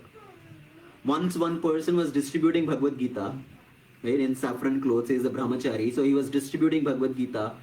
One person was passing by, he was going to office, and this person stopped him and showed him Bhagavad Gita, take this Bhagavad Gita. And this person saw the Bhagavad Gita, hey, don't give me this Bhagavad Gita, I don't want to touch this. Why? See, you touch this Bhagavad Gita, see what happened to you. You are now in saffron clothes with head shaven. And if I also touch, what will happen to me? I will also have to give up everything. Hey Baba, nobody is telling you to shave your head and wear saffron clothes and give up your family and become a temple resident full time. That is a voluntary action, not by force. So right association, charging your batteries. You have your phones. Every evening you come to your home. What do? Charge your phone. Because if you don't charge your phone, what will happen? Die. It will die. No functionality. So same way, we need to charge our batteries, our spiritual batteries. And how we can charge our spiritual batteries? By regular association. So these BCD you can do at home. And for association, coming week after week to the right association, coming to the satsang program, coming to the temple program on Sundays. That is the right association. It's like the kabaddi match. How many of you have seen the kabaddi match or played the kabaddi match? Right, so there are two teams. One person goes to the other side and he has to touch as many possible and come back safely. And all the time what he has to say?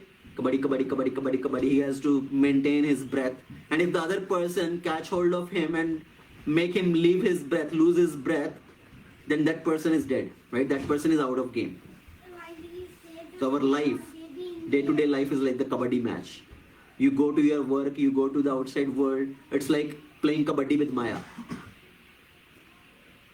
Right? You are interacting with so many different people. You are interacting with your colleagues and your family and friends and neighbors and everything who may try to distract you from the real goal of life.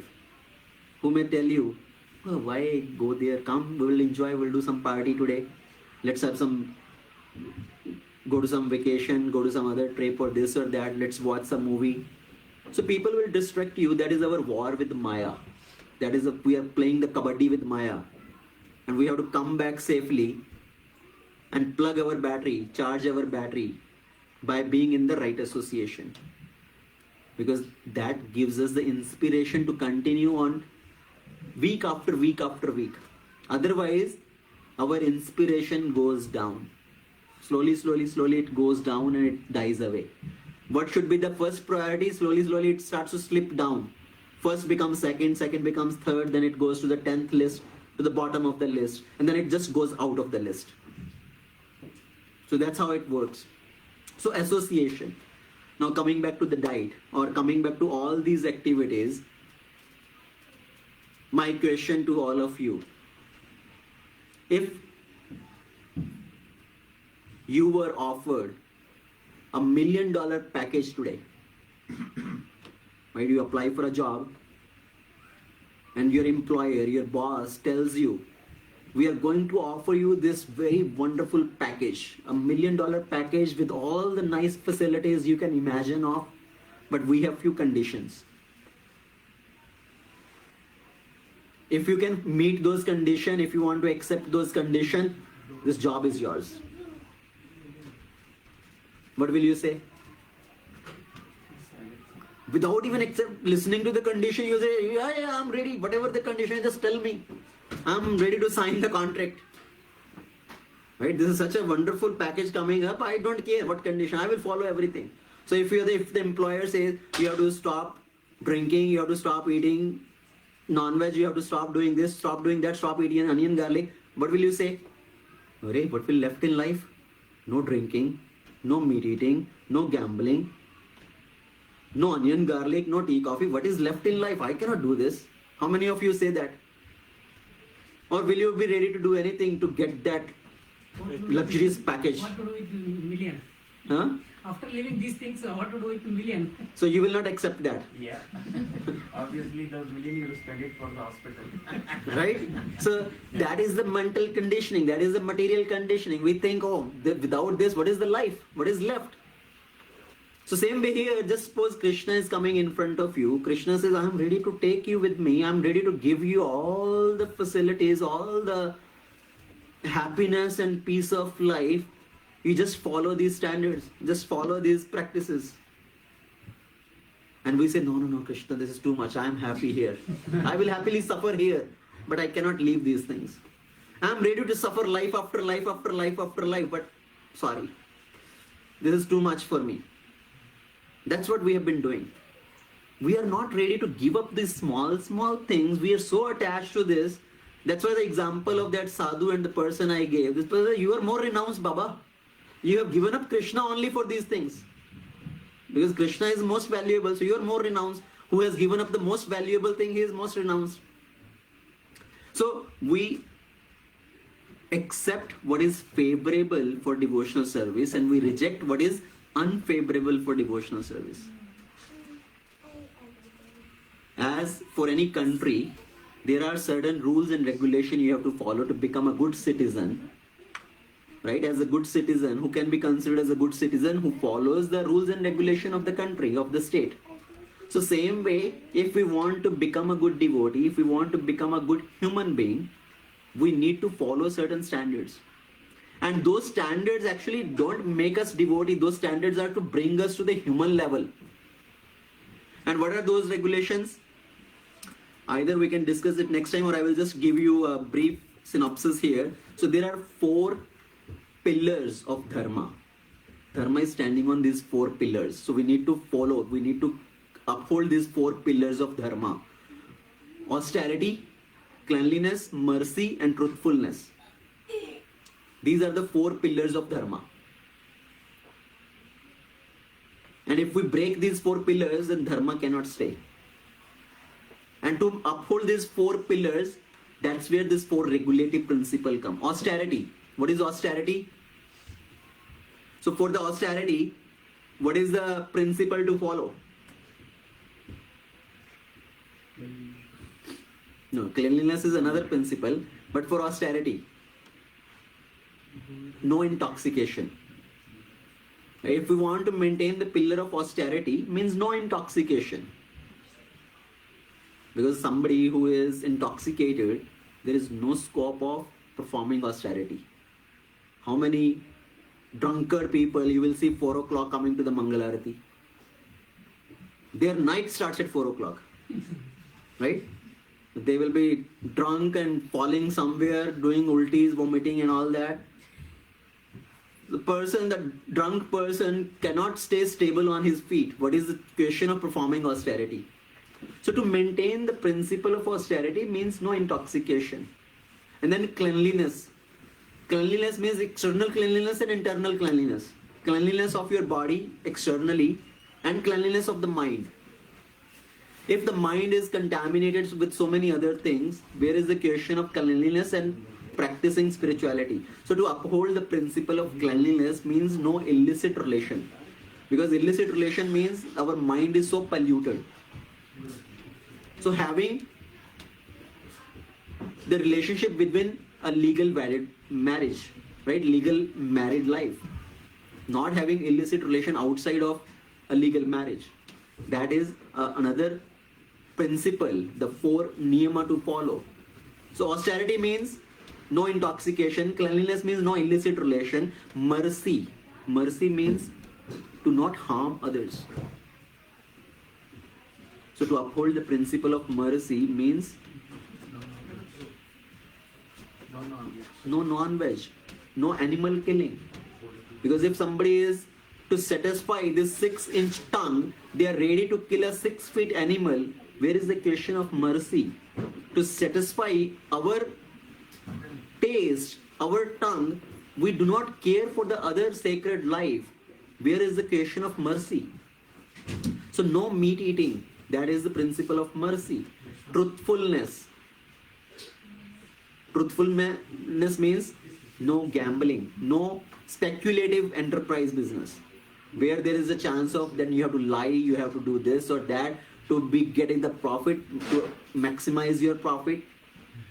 So that is the principle of truthfulness. So these are the 4 pillars of dharma: austerity, cleanliness, mercy, truthfulness. And 4 regulative principle for that is no intoxication, no illicit relation, no meat eating, no gambling.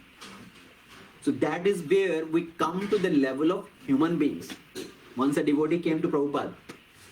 After being 6 months in the process, he understood the yam and niyama, this process, and he came to Prabhupada. Prabhupada, I have stopped drinking, I have stopped eating meat, I have stopped all illicit relation. Now I have become a good devotee. See, now I have become a great devotee. Prabhupada said, you have not become a devotee. You have come to the level of human now. From here, the devotional life starts. So to engage in spiritual life means first come to the level of human being. Follow these 4 regulative principles. And then we start taking these 4 vitamins. Vitamin A, B, C, D, association, spiritual books, chanting of the holy name, diet. All these are to purify our consciousness. So that is our practical spirituality, to practice in our day-to-day life